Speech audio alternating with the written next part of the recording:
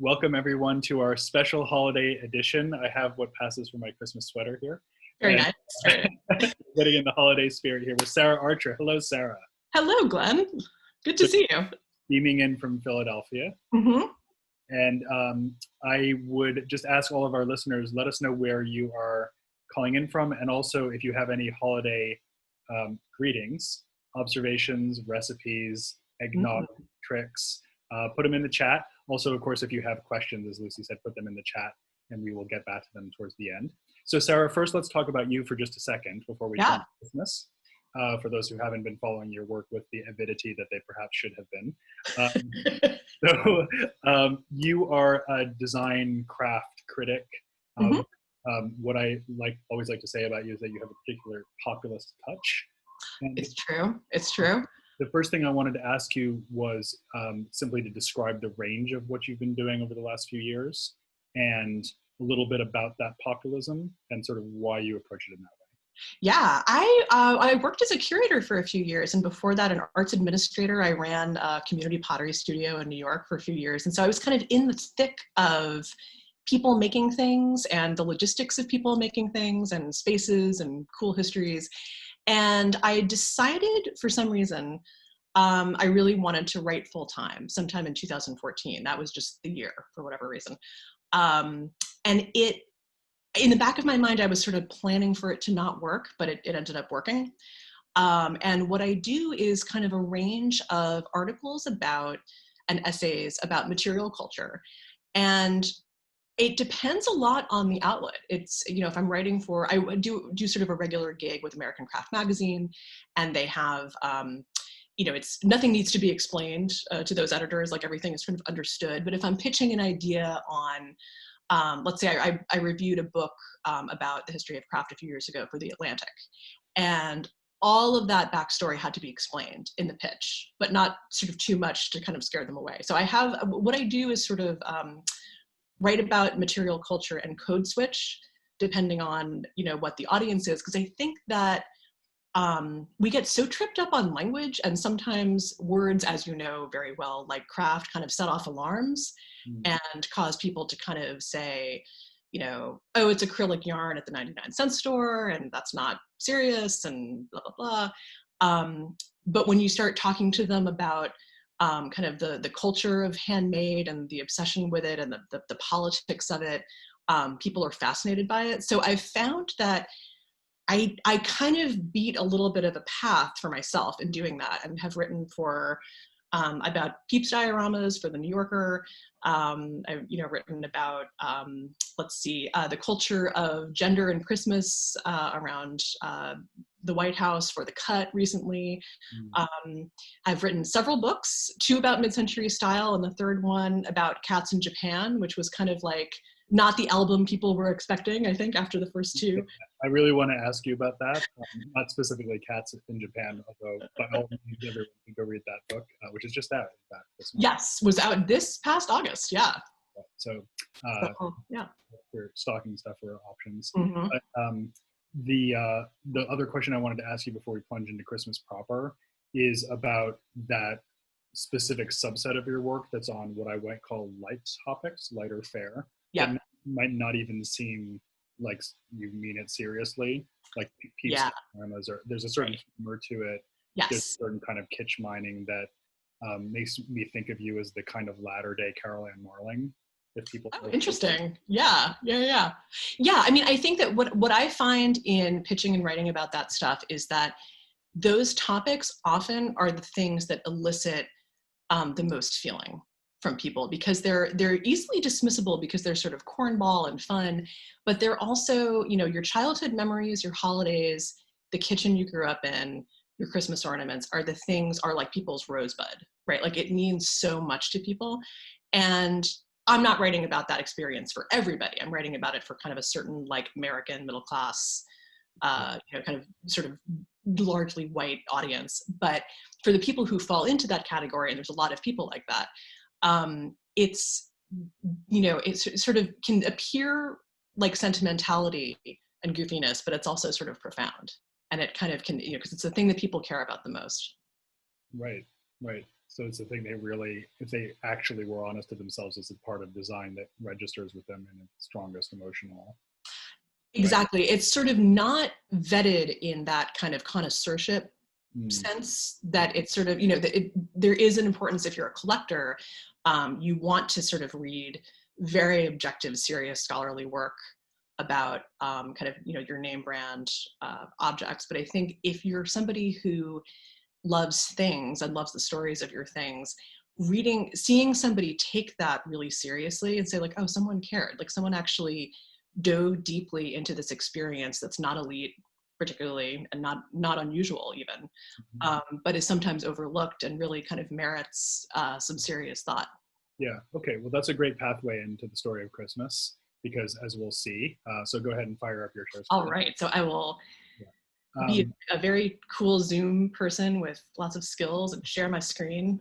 So this is a really textbook example, in fact, of that precise dynamic, because as we'll see, the topic of Christmas allows you to navigate between the apparently sentimental and frivolous, and the politicized, the technological, all the things that we normally think design history is being about. And I would just say it's a great example of how your ability to surf that whole altitude in terms of the way it pays off. Take it away with Christmas. Yeah, well, so I was so sort of delighted to be invited to do this, because it's such it's a topic that people overlook, but gets to the heart of so much, frankly, that is vexing about being American today.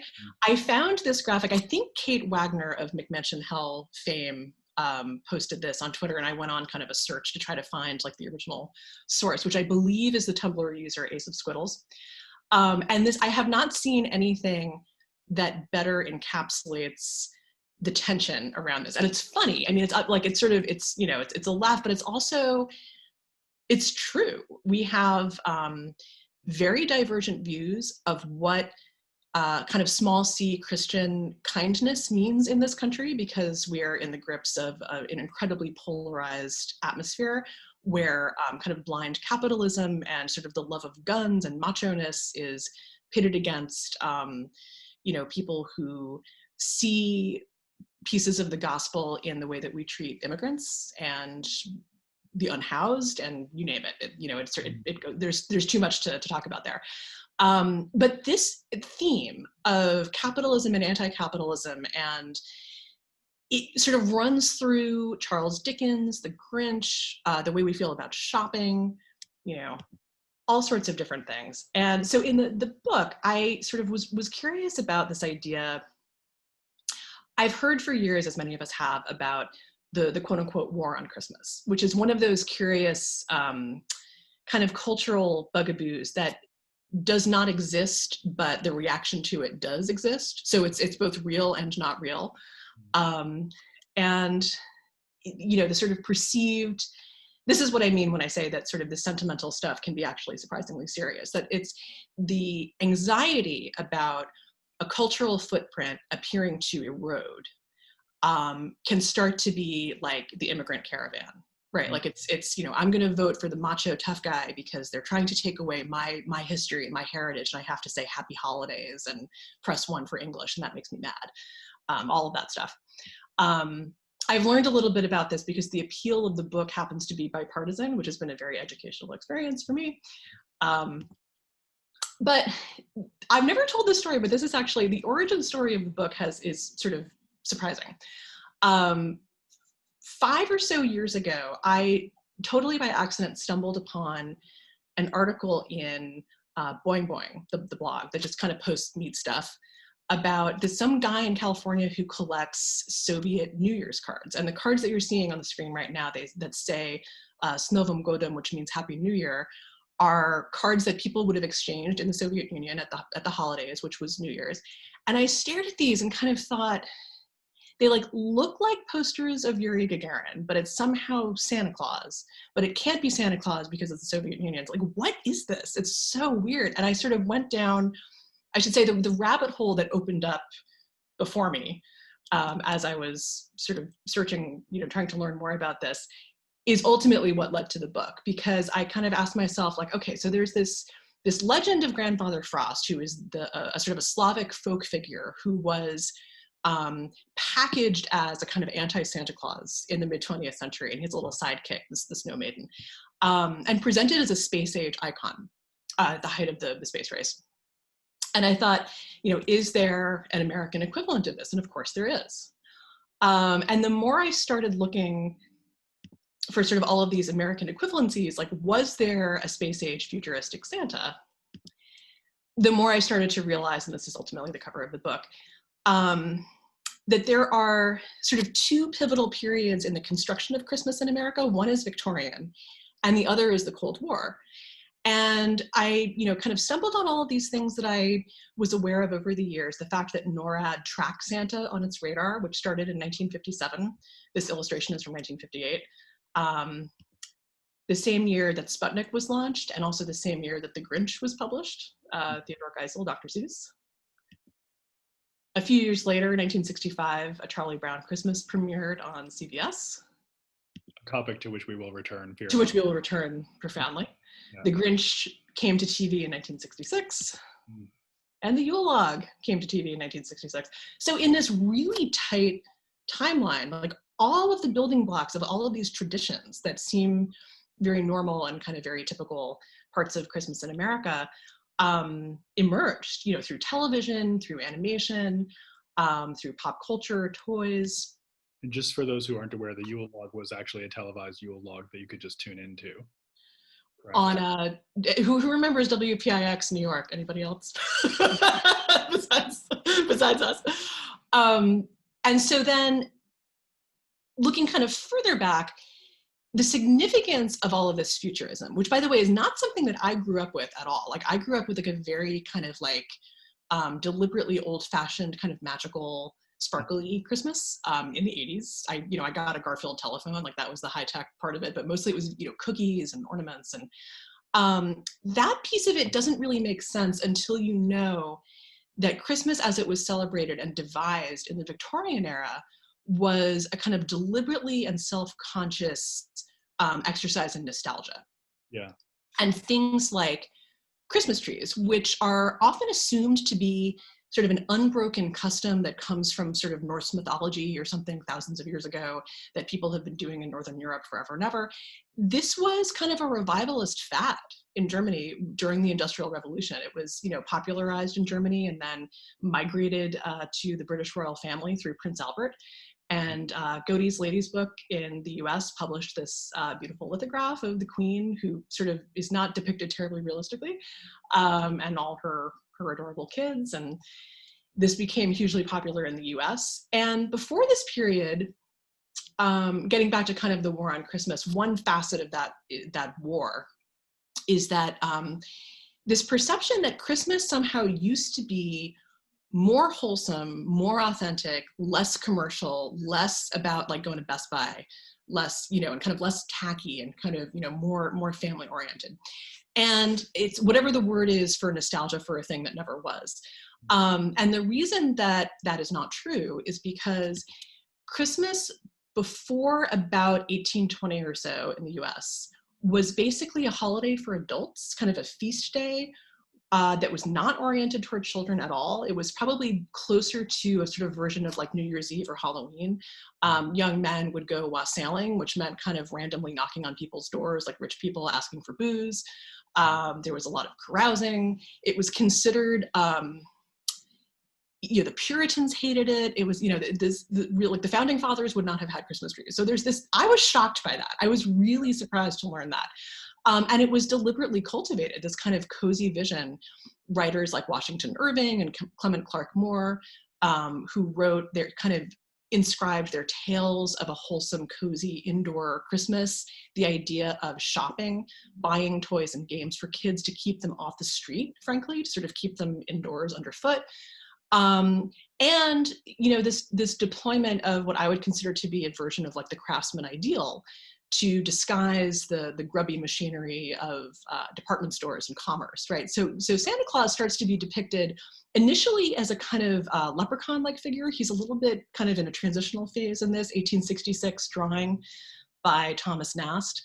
But all the elements are there. Like he's sort of, making toys by hand in an era when railroads exist, the telegraph is happening. He's depicted almost as a kind of medieval craftsman. Indeed, the itinerary that you're describing coming out of Germany, then through England, and then to America is precisely that of the Gothic revival. Mm-hmm. Exactly.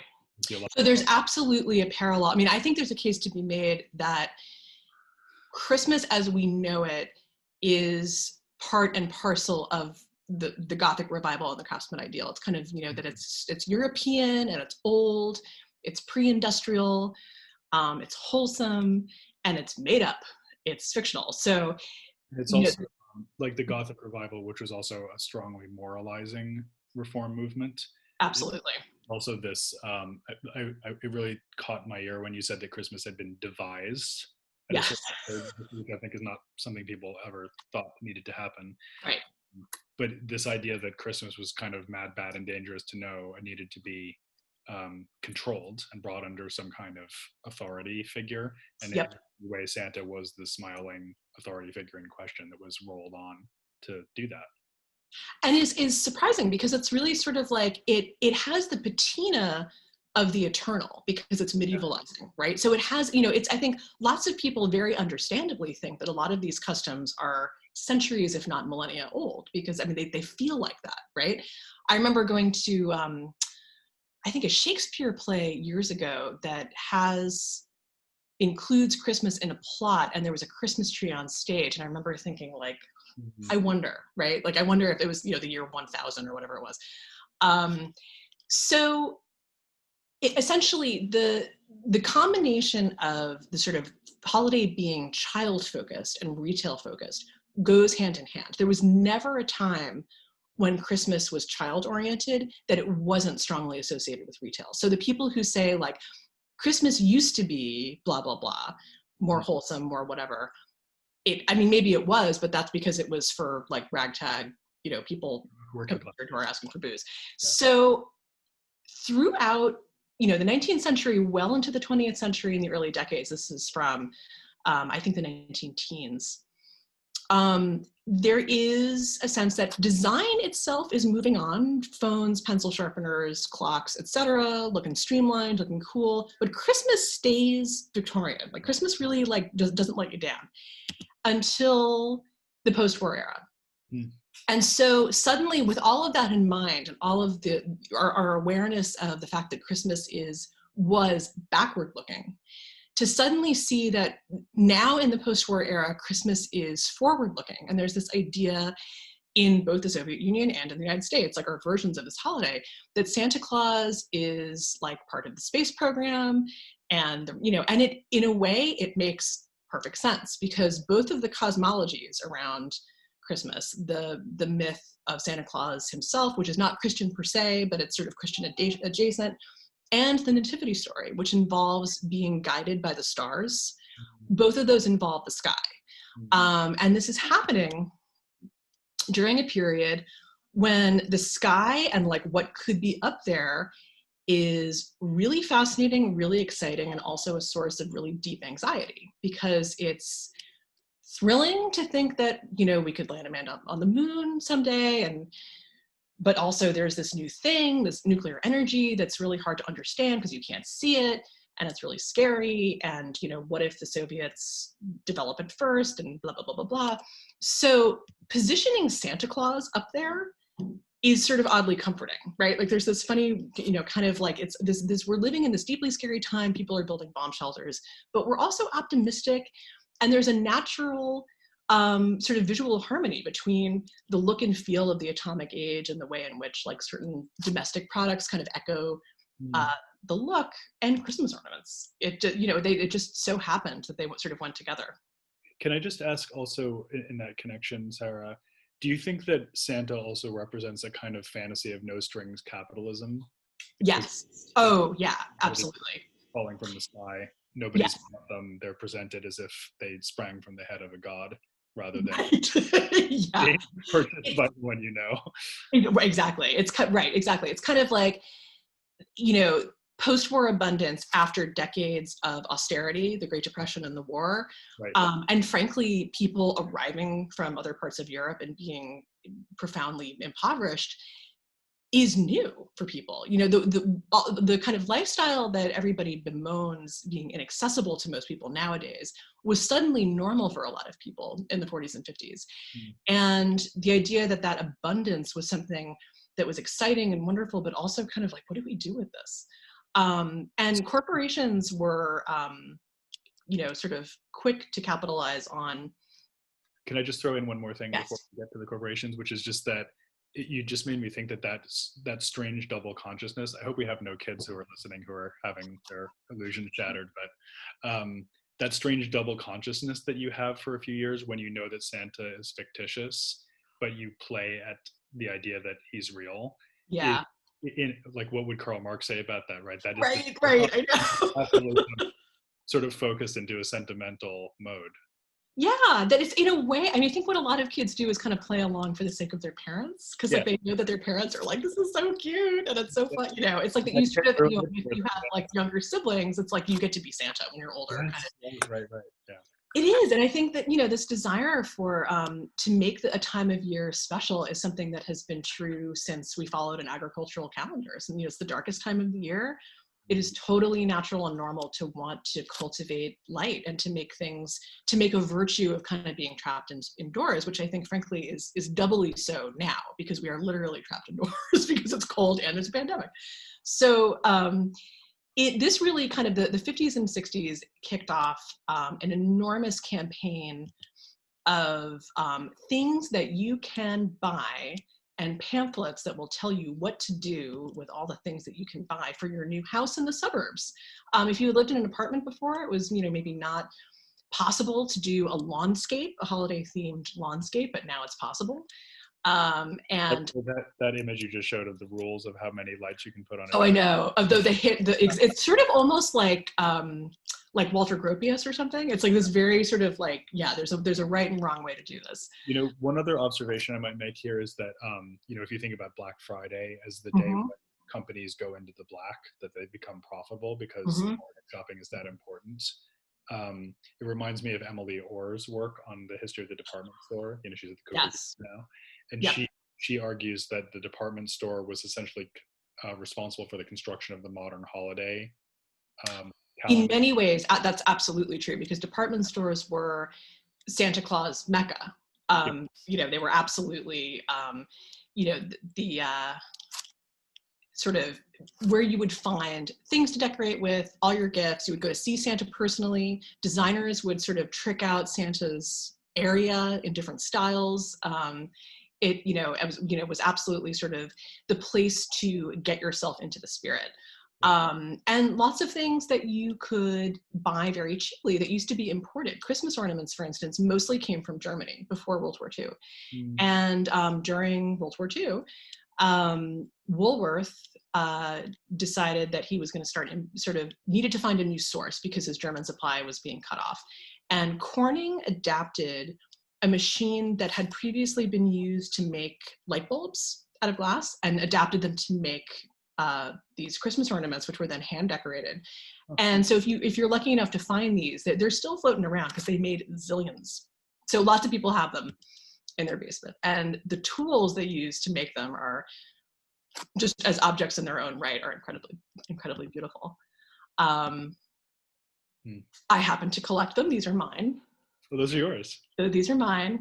They're not up right now because we have 2 young cats and we decided to go ultra minimalist this year.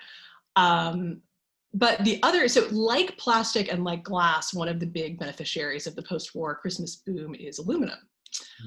The wonder metal of this era. And there are certain like small regional companies like the Aluminum Specialty Company that makes aluminum Christmas trees. And Alcoa decides, which is the big kahuna of all the aluminum companies, decides that they are going to go completely all in on aluminum at Christmas. It's shiny, it's cheap, it's flexible. You can use it for decor. These are all the do's and don'ts. You know, don't use electric lights. You can be electrocuted. You know, all these kind of different rules for how to deploy your aluminum tree. its natural beauty. And all the different sort of domestic gifts that are made from aluminum, for the kitchen, toaster ovens, waffle makers, all manner of affordable new kitchen gadgets for your new house with your new lawn. That's such a brilliant image because it is like the complete system. Exactly. It's like every the coffee maker, the tins, the tree. And she looks great. She has this great dress. It's like, Reynolds is the other major. And it wasn't just objects, it was also decorating. There's this fascinating subgenre of women's magazines from this era, really like sort of late 50s, early 60s in particular, that advocate Christmas crafting, both with found objects and with kind of industrial, like kitchen products, like foil plates. Like you can sort of make all of these nifty, holiday festive objects, wrapping paper that's made with aluminum, which sounds awesome, actually. Cellophane is, there's newly post-World War II accessible clear plastic, which is, used to make, Christmas lights, all sorts of other things, kind of glitter and be colorful. And these products, cellophane and aluminum, it would be legitimate to describe them as products of the military-industrial complex. Yes, all of these are things so the sort of thin aluminum strips that are used to make aluminum trees it is widely theorized that they're a descendant of something called chaff, which was made during World War II to scramble radar. So aluminum little bits would be sprinkled in kind of high value areas with the hope that it would either sort of thwart or prevent enemy listening. Polyethylene was widely used to protect electrical wires, and then it became, Earl Tupper of Tupperware fame is actually one of the main guys who kind of transformed it into a usable product. And he sort of described polyethylene as like a young returning veteran who had wartime experience, but no real life experience. It was like, now's the time for polyethylene to like get, put on a suit and get into the workforce and, like literally. And so it was really this kind of like, we have so much of this stuff and we're ramped up to make it, because at the time, the permanent military industrial complex that we have now, where we're kind of always ready to go to war all the time, was new. We weren't ramped up in 1939 or 1941. So all these companies were kind of like, well, we have all this capability. What are we going to do with all this stuff? And Christmas came in very handy for companies like DuPont and 3M. There is infinite creativity that situates moms right where they belong, working on creative and homey projects with kids, sort of the work and emotional labor of, making things merry, creating cathedral windows out of acrylic, plastic products. It goes on and on and on and on. And of course there's tinsel. There's mylar tinsel, which is, I am actually I really want to do this one day, like this exact display. Can I throw in a quick non-Christmas reference here? Of course. Just while we're in the post-war conversion economy. If anybody that I know is aware of this, it will be you, but carrot cake was also a post-war conversion product, because I didn't know that. Yeah, because did you use all the like the victory carrots? It wasn't victory carrots. It was desiccated carrot that was sitting in warehouses in California, ready to be shipped over into the theater. And they were left with a warehouse full of dried carrot, and they thought, what can we do with this? Like what on earth? Yeah. Ready-made, pre-packed mixes for cakes and food being invented, and so the two things came together. But it's like the Jeep, the Jeepster being right. There's so many versions of. Right, and it's also I've learned a lot about this in terms of food, in researching the mid-century kitchen too. That there's a lot of this kind of like the shelf-stable food complex. So much of that was developed by the military, like over decades. Even things like pasteurization. So there's, in the 60s, like this really kind of creative flourishing of like different kinds of trees. This is actually the kind of tree that my grandmother had when we visited my grandmother in Boca Raton in the 80s. Her tree was about an 18-inch high white flocked tree, faux, which had white lights and little white birds, and sat on a yellow ceramic Chinese garden seat. And like, that was the tree. And I thought this was so bizarre and just couldn't, it's like, it's not green, it's not real, it's this, blah, blah, blah. But like, now I get it. Like, this is so downstream of Elsie de Wolfe too, that last image. Totally, absolutely, yeah. And then there's also this kind of quietly highbrow strain of the Midcentury Christmas. This is actually the image that I wanted as the cover of the book, which was vetoed. But there's designers who are, were known as being super duper creative, also had to do workaday things like work for Pepsi. Robert Brownjohn, who is an absolute brilliant designer, did album covers for the Rolling Stones and did opening credits for James Bond movies like I think From Russia with Love and Goldfinger, created this wonderful wave sculpture for Pepsi's corporate lobby in 1958, made out of Christmas balls, like all the Christmas balls in the universe. And his greeting cards, which are also in MoMA, are wonderful and like so creative. There's a little cotton ball on one of them. There's also, if you noodle around on the Library of Congress website, you can find, there's just a treasure trove of, because Ray saved everything. Ray would save like little squares of paper that had like the name of a perfume on it that she liked for like decades. And so their collection of the Eames papers is massive. And it's like every Christmas card that they sent or received ever is there. And so they would stage these wonderful dramatic, there's one where they're inside a Christmas ball, I think one year. And this was one that they received. And this is a fold out. So at first you only see the snout of the dachshund. So you kind of think maybe it's a reindeer, and then you fold it out and it's this wonderful sort of hot dog. And this is a topic near and dear to my heart in the coming year. The very controversial Peace on Earth Christmas window display for IBM by Sister Carita Kent and some of her students from Immaculate Heart College. Carita Kent was a nun and a teacher, an art teacher, who was super duper into silk screening and used cardboard boxes as kind of sort of a modular way of building installations. The Peace on Earth installation was fairly explicitly anti-war. It's 1965, so still fairly early, but anti-Vietnam.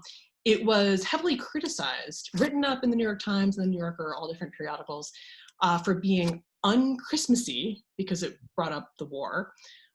She didn't understand this because she thought that war was un-Christian, and would continue to kind of follow in that vein. And so there were tweaks were made to the window, but it was it kind of put her on a collision course with the archdiocese in her home parish vis-a-vis her political stances. And another genre of the kind of more in the folk art vein, which I absolutely love, is the work of Alexander Girard, which is modern and folk art inspired and just really joyous and lovely. And well preserved at the museum in Santa Fe, by the way. Absolutely, yeah. Thank goodness.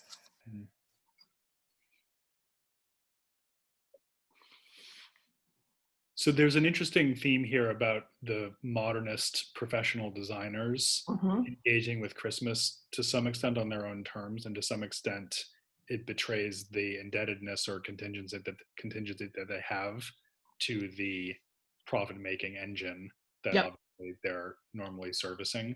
So that it seems like a very kind of telling focal condition for the whole story you're telling, the way that these industrial designers work with the kind of Christmas industry.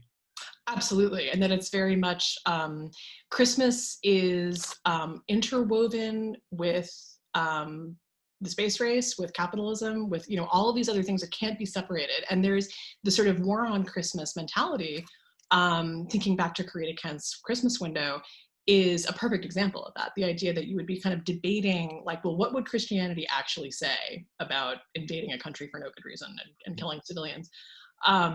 From a nun, that you would argue, that the idea that you would argue with a nun about like what Christianity is all about. This almost agony about what the holiday means, and that people who are, if you're a designer, you have to make a living, but you've probably gone into it because you're passionate about it and you're driven by some ideals, your creativity. Very few people choose to be freelance graphic designers for like cynical reasons, I think. And this was also true of things for children. The space race and space toys are all over the place in the 50s, 60s, marketed very heavily toward boys. Some very cool examples imported from Japan, like this awesome guy. TV specials that kind of conflate science during the holidays, very popular. Toys, again, kind of with that sort of post-World War II kind of physics energy. Right. Ways of kind of DIYing, father and son, building nifty stuff. And there's another version of this wonderful experimental lab that's designed for girls, which is for the lab assistant, and it's pink. And it's, so the idea is like, basically there's Cold War propaganda and you don't even need to analyze it. It's, today's adventures in science or tomorrow's America, career building set. And the idea that you could, if you were a girl, you could like become a lab assistant until you marry the guy who has the real chemistry set, and then you're like done for, your whole career. And reinforcing, using good old post-war plastic and a beautiful turquoise kitchen to reinforce those gender roles, that the chemistry toy is for boys, and the easy bake oven, which I actually have to confess I really loved, I had one as a kid, is for girls. You could buy tiny ironing boards, you could buy toy irons and stove, every sort of tiny version of a domestic object was available for young women in, sort of circa 1950s and 1960s. And an ideal of domesticity itself, dollhouses in modernist, high modernist style. So we didn't talk yet, but we should. I'm mindful of the time because we're cramming in so much stuff. Yeah. That the sort of the two big Christmas, or three actually, Christmas narratives that have remained relevant over the years. A Christmas Carol, Ebenezer Scrooge, How the Grinch Stole Christmas, and A Charlie Brown Christmas. And Dickens' story fits very squarely in the Victorian model, where during sort of at the beginning of the Industrial Revolution, there's a rich guy who's not an aristocrat, but kind of a self-made like businessman, who's kind of a nouveau riche character in Great Britain, who is greedy and materially selfish, kind of personally selfish, but also just stingy, and then has this epiphany, Christmas past, present, and future, and says, I'm doomed if I don't change my ways. And the way that he changes his ways is to become materially generous, to give away Christmas goose and like a new cane for the little kid, and he gives Bob Cratchit a raise, and this and that. So the answer is like stuff, more money. And the Grinch is almost like the opposite of this. Like the Grinch tries to be Scrooge. He's kind of like an erstwhile Scrooge.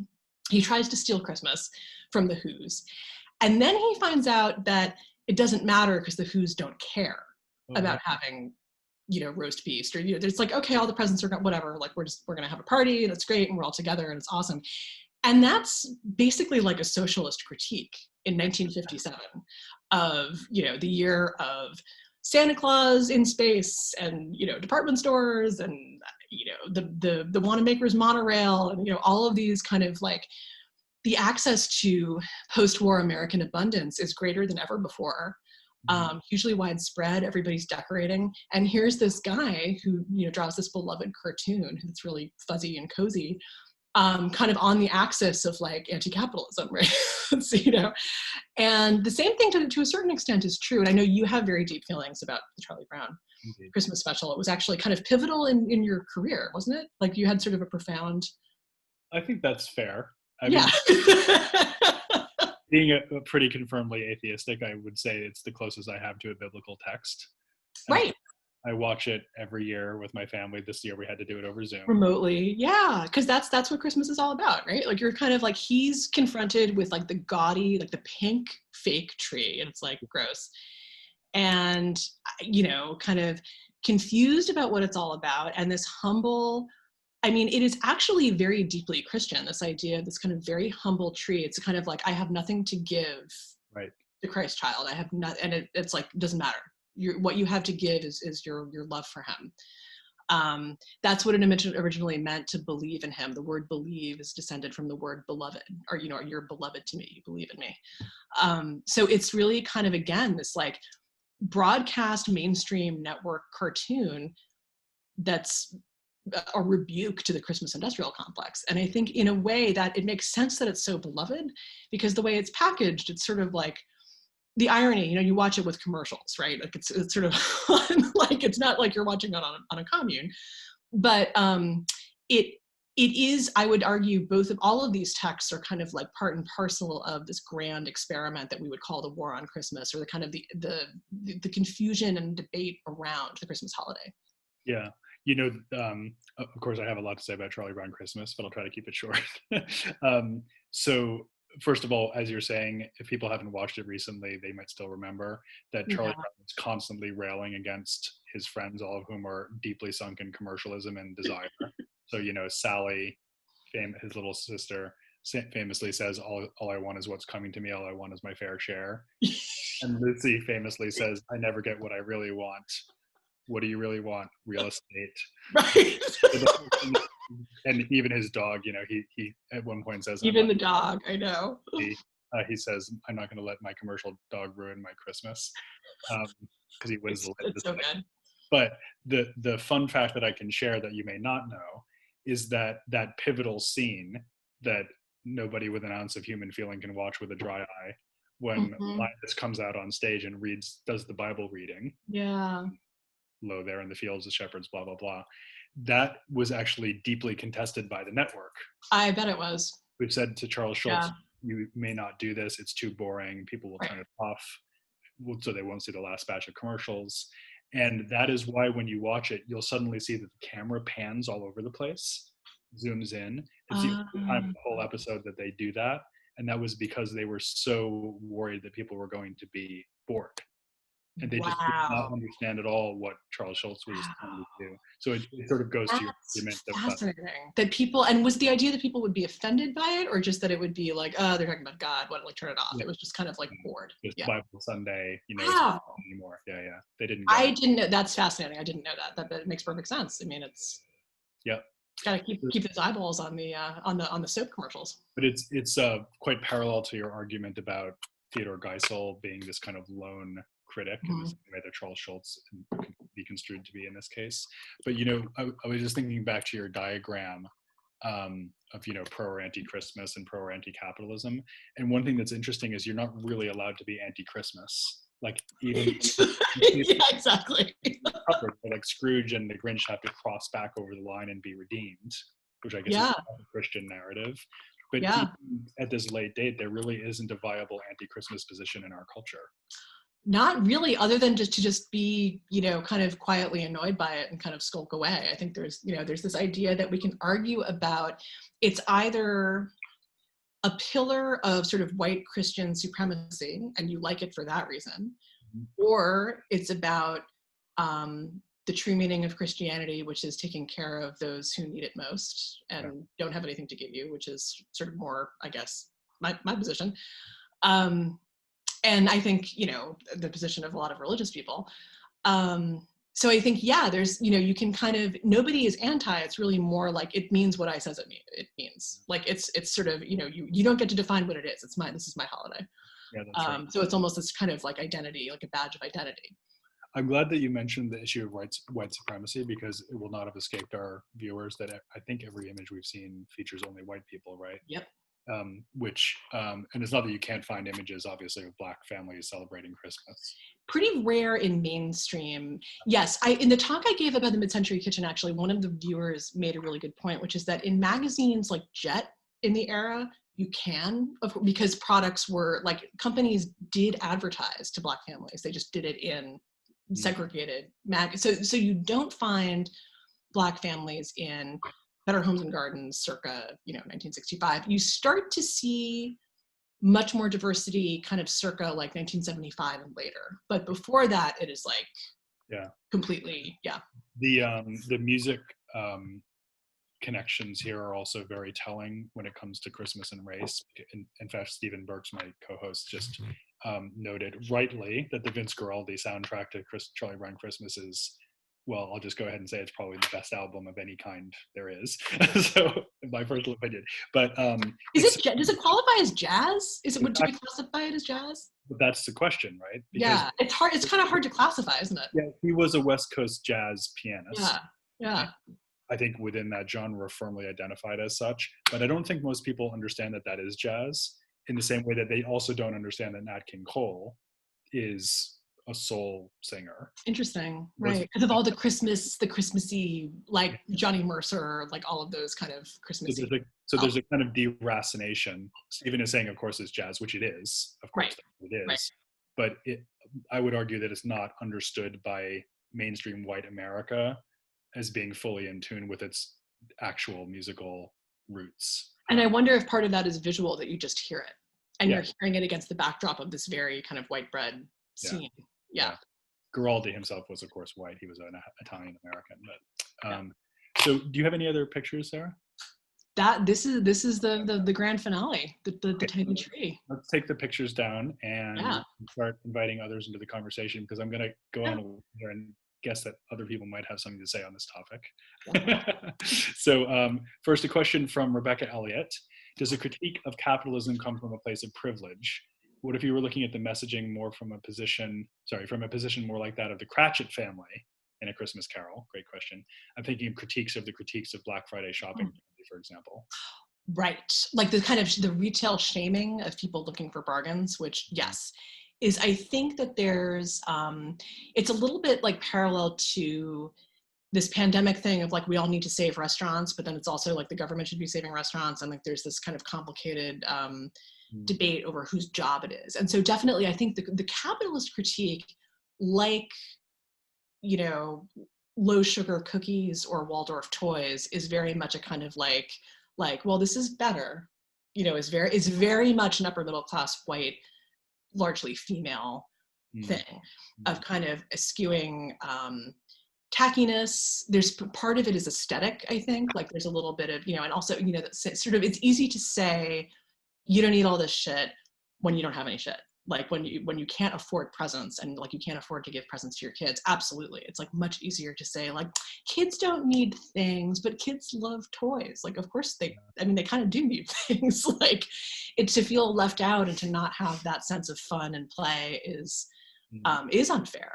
And I think that's one reason why those kind of like Santa programs, this is one of these things where it's sort of presented as a heartwarming story, but it's really just like, so someone who's a billionaire should just do this. Like, middle class people will kind of run around sort of being Santa and kind of collecting toys for those who need it most. And really, we should just be paying their parents a living wage. Like, that's really what should be happening. But it's kind of, it gets, because this is America, it sort of becomes our responsibility as consumers to be sort of activist consumers. So I think there's absolutely a valid critique in that.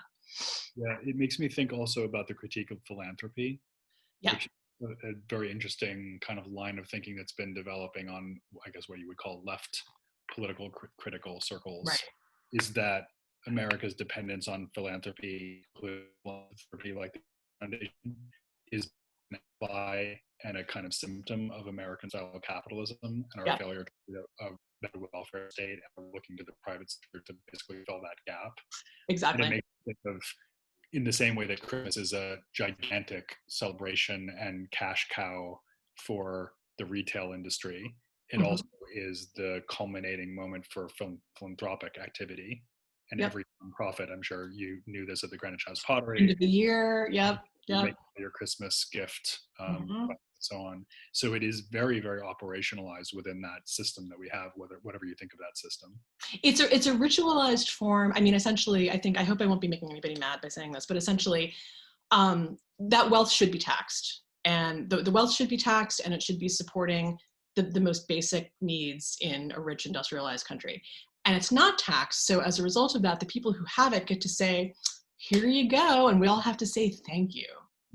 Yeah. We're all forced to say, thanks so much for doing what should have been done to you, for giving away, you know, and it's like, that's just where we're at right now. I don't know if it'll, you know, we have a long history of that. I think it wasn't quite like that in the 1950s, ironically.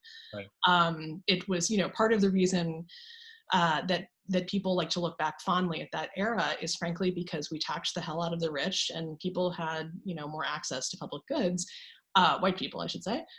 And we can do that again, but it's going to be, you know, it'll be the work of a generation to make that happen. Yeah. Okay. A couple of other questions. It's a Bernie bro Christmas here on Ed Friedman Benda. I'm more of an Elizabeth Warren man, but yeah, I hear you. Yeah. Anyway, okay, Ashwini Bhatt says, for a long time, India has shown its spiritual gurus as Santas, thanks to long white beards and potbellies. Wow. Great fact. But recently I saw some posters which show Narendra Modi as the new Santa. Captains read Santa is real, super disturbing. And obviously Modi is a nationalist. So a highly right-wing Hindu. Yeah. Yeah, well, I don't know if right-wing is the right way to describe it, but certainly nationalist. Is he? No, more not. Yeah, ethnic nationalist or something like that. Yeah. Right, who knows how that scans. But and then Ashwini says, I'm wondering about Santa specifically in American politics. So do you find Santa to be a kind of identifiable of a particular part of the political spectrum, or is it more complicated? Ooh, I think it's really complicated because there's also the whole thing about Santa and race and the question of like, which then gets into kind of like Jesus was Middle Eastern and he wasn't white, and all of these kind of like trying to sort of like parse who was who in a way that's ahistorical and who knows. But I think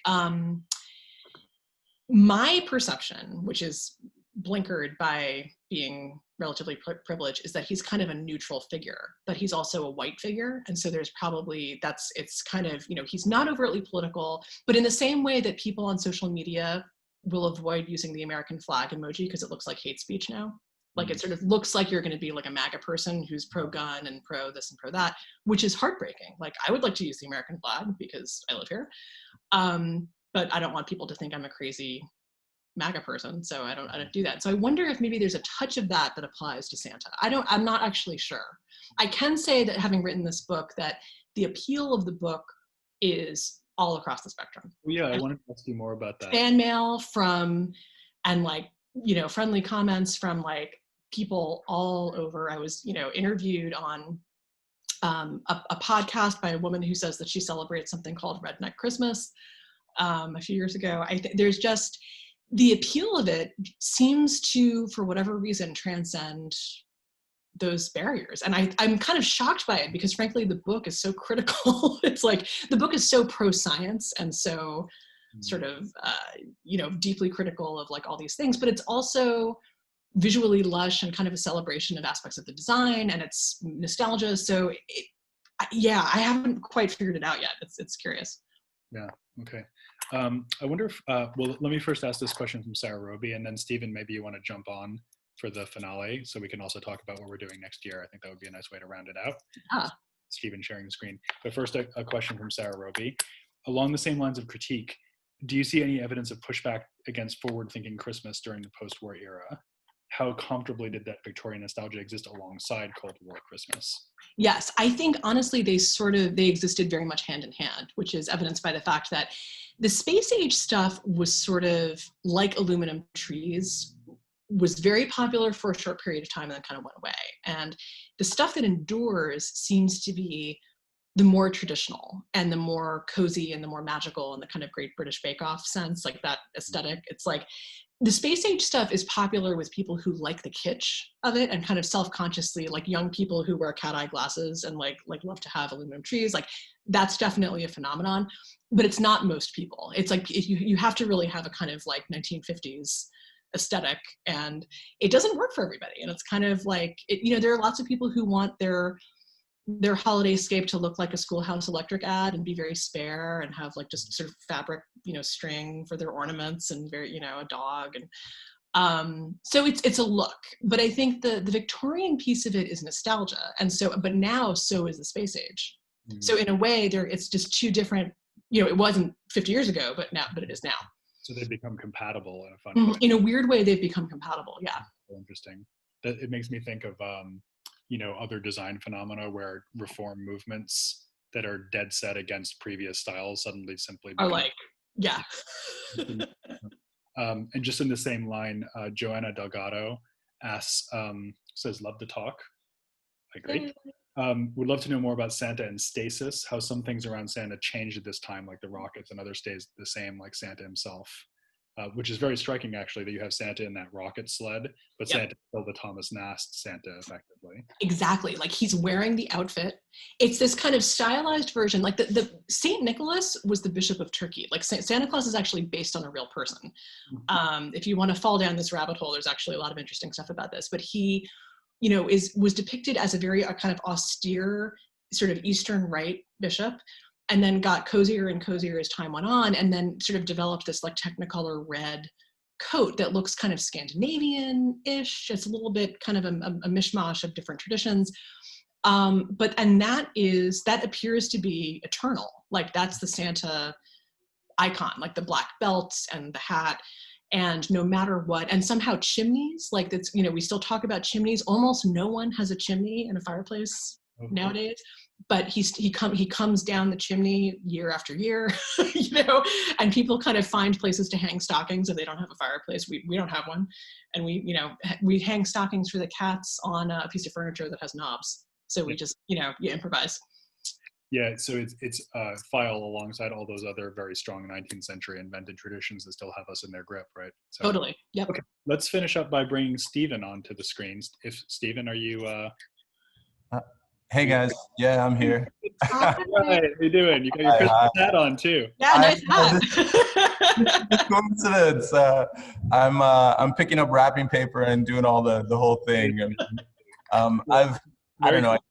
Merry Christmas. Great to see you. Thanks, Glenn. Thanks, Sarah. It's been a great conversation. I joined late, but I have to say I'm a big fan of Christmas. I grew up in Chicago, lots of snow. Department stores. Yeah, but I guess only recently have I been asking myself, what does the future of Christmas look like? Yeah.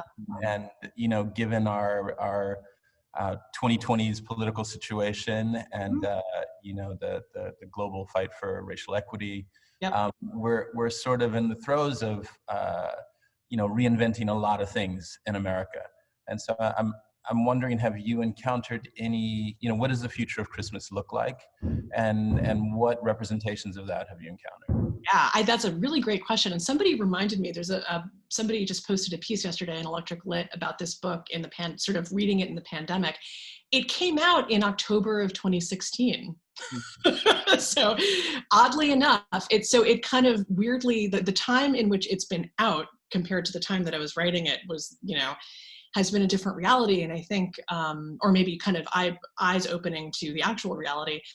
I think that the activism and the progress in which, in 2020, you have mainstream like news anchors on places like CNN and MSNBC talking about things like the racial wealth gap.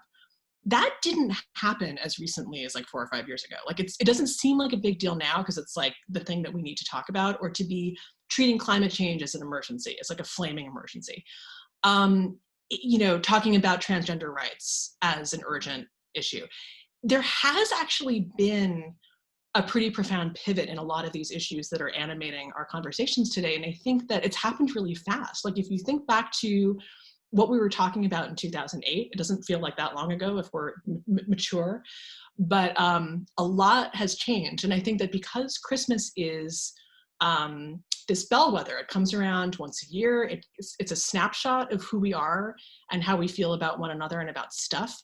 And stuff is the next big topic. Where the material comes from, how it's made, who makes it, how they're treated, how they're paid, what happens to it when it's garbage on our planet. That's Christmas, right? Like we have to start thinking about, sort of giving each other, creative solutions, sort of traveling that involves less of a carbon footprint. Things that don't involve, that are not wasteful, antiques, for instance, it could be a boon for the world of antiques. I think that it causes us, if you're socially conscious and engaged, Christmas is kind of a mandate to think about what you're doing, to sort of review your year and think about what you're buying and all of that stuff. So my hope is, and I think that we can probably in the design world push people in this direction, is to not to shame people, but to kind of invite people to become creative consumers in that sense. Nice. Yeah. Stephen. Oh, Stephen, we can't hear you. Oh yeah, I think you're There I go. Permission not needed. Thank you. Sorry. And have one last one of those for the year, right? No. Of course, Glenn and I are very familiar with the efforts for sustainability around design and fewer better things, of course. Yeah, gotta do it. To quote a great book. but I guess I was speaking more to how we see each other and how we look at diversity and how we look at a very maybe a different kind of spiritual practice around Christmas and I think as we're all sort of engaged in reinventing this country around equity, not just financial equity, but all kinds of racial equity as well. Gender, you touched upon that. How do we find ways to move beyond the kind of Christian paradigm of the end of the year and really incorporate other visions for Christmas? And I was wondering, had you encountered anything like that in your research? Gosh, that's a really good question. I mean, what I am aware of generally in that vein is sort of progressive Christianity, which is much less of a loud voice in the United States, but people who are sort of all different backgrounds, queer and otherwise, who are active, members of the clergy. That's not really my world. I don't quite, to be blunt, I don't quite understand it. But I think, I do think there's value in it though, because I think that those people lead communities. And I think for the rest of us, if you're not Christian or you're not sort of like deep into Christianity, if you're culturally Christian like I am, that it sort of becomes about, one of the things that they talk about is kind of making yourself uncomfortable, like going in the direction of what makes you uncomfortable. That's where you don't really like it, but that's where you need to go. Like having a difficult conversation, doing without something, giving of yourself, having an awkward interaction, being embarrassed, you name it. Christmas is largely, from a consumer perspective, about cozy and being cocooned in your nice cozy house and seeing the same people every year. And the way that the pandemic has disrupted all of that, I don't want to sort of say that it's good because the destruction that has come with it is at too high a cost, but I think that it is giving us pause to rethink what community means. It doesn't necessarily mean like mom and dad and grandpa and whoever. It could be your neighborhood. It could mean getting to know your neighbors who you don't know that well. It could mean, people who, like in my neighborhood where there are like 10 different languages spoken within a 1 mile radius, and people probably who don't celebrate Christmas. I live adjacent to an Indonesian community. So I don't think there's a ton of Christmas happening there, but I want to get to know them, and maybe Christmas is the time to do that, just as a way of being neighborly. So that is my stream of consciousness thought about it. But it's a great question, and I think it's one that we should all think about. Yeah, and we're in the middle of this holiday week, and it is a totally new situation that we're digital. I was thinking about it. This is actually the first time in my life that I have not seen my folks in person. Yeah. So maybe, obviously it's a big hole in people's lives, but maybe it'll be something positive, as you say. So yeah, do something else. Good words to leave on and live by as we go into Christmas Eve and Christmas over the next couple of days. Yeah. Hey, Stephen, should we explain what we're doing next year? Yeah, please, Glenn, go for it. It's pretty simple. We're just going to a 1 day per week schedule. So we're going to keep this slot Wednesday, middle of the week, 11 o'clock in the morning Eastern time. And Stephen and I will be trading off. And we also are working on some exciting developments in our translation series that we began with Andrea Bronzi. We are going to soon be dropping another Italian language interview with Michele De Lucchi, which was also conducted by Catherine Rossi. And then next year, we're going to be moving into other languages as well, including French, Spanish, hopefully Japanese. We're going to see how far we get. But it's really a way of opening up the dialogue that we have had. And as much as we have worked together, Stephen, you and I, and the team to open it up this year, we think we can do more. So we are going to be slowing down a little bit just to a 1 day per week schedule, mainly in recognition of the general Zoom fatigue that we all have. But still keeping it going throughout 2021 and hopefully beyond.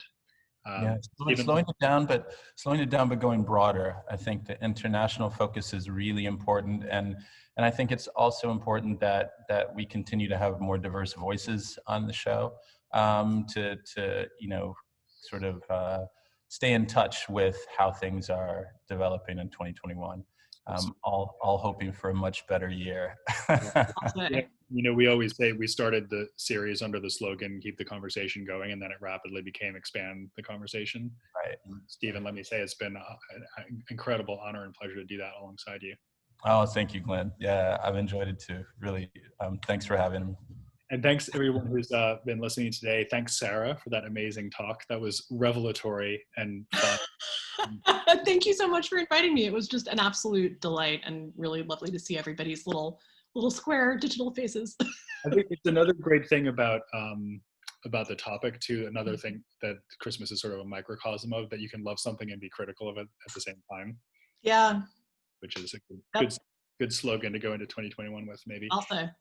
Finally, well, thanks, Lucy, for everything you've done this year. Thank you, Lucy. Thank you, Lucy. Our tech guru. Do it without you.